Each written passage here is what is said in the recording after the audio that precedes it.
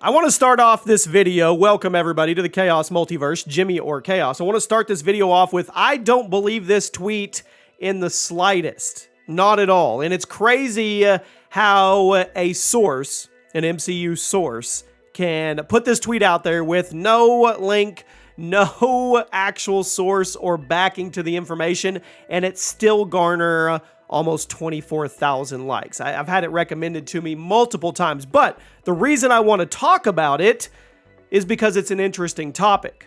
Now, I don't think it's true at all, but I do want to talk about what Peter's future is going to be, Tom Holland's Peter Parker, and what we're going to be getting out of the next trilogy, because we know it's happening. We know Sony is wanting it to happen. They're already developing it. Amy Pascal has already said they will continue on. And if you haven't seen Spider-Man No Way Home, they set up a clean slate for him to do so.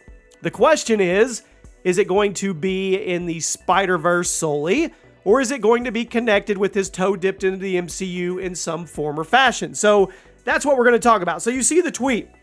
Breaking. The new trilogy of Spider-Man features Tom Holland won't be connected with the MCU. So what this person is saying is that Sony's going to take Tom Holland, take the Spider-Man IP, and just cut out the MCU altogether. And I will say, there's been some people that want that. They want a true Spider-Man trilogy, not one where he's connected to Civil War, not one where he's kind of mentored underneath Iron Man and other Avengers. He's always got a supporting cast. I mean, look at No Way Home, Doctor Strange. It works that way every time. If you go back to Far From Home, same thing with Nick Fury. I mean, he's always, and Happy's always there too. So there are some people that want him to be on his own.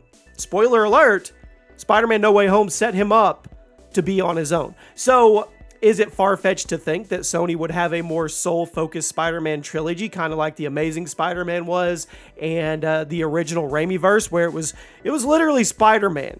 Sure, he may have had help at times from actual, like, regular humans, but he didn't have that supporting Avenger or superhero cast at all. He was on his own. He was a friendly neighborhood Spider-Man. And with Tom Holland's version, they went the exact opposite way. I mean, he started out with his introduction in basically an Avengers-level movie where the Avengers were against each other in Civil War, and then he took off into Infinity War and Endgame, went to space, battled a purple monster about rocks. I mean, you see what I'm saying. So it wouldn't be far-fetched to think that Sony would digress from that and make this next trilogy more focused on Peter Parker, Tom Holland's Spider-Man. But to say it's not connected to the MCU, I think that's just silly for multiple reasons. One, Sony knows when they're connected to the Marvel Universe, it brings in the money on a huge level. Spider-Man No Way Home is breaking records. It's $1 billion movie. It's got a net profit of over $600 million. Absolutely insane. So they know that that partnership is super, super viable and valid. Marvel and Disney, on the other hand, of course you want Spider-Man in the MCU. Even if he's only in there from time to time, it really kind of validates the MCU on a much bigger level. Do they need Spider-Man? No, they don't.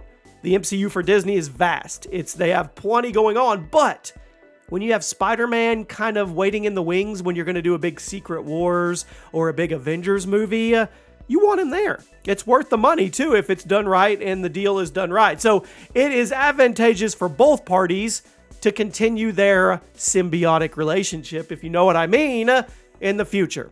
So do I think Spider-Man is literally Sony's cutting ties and he's not going to have any references to the MCU at all moving forward? Absolutely not. Do I think it could be a more soul-focused Spider-Man without supporting superheroes and stuff? Absolutely, unless those superheroes come from the Sony Spider-Verse. With that being said, I could see all that happening. You guys let me know what you think. I thought it was a good topic to discuss, and I'll see you soon.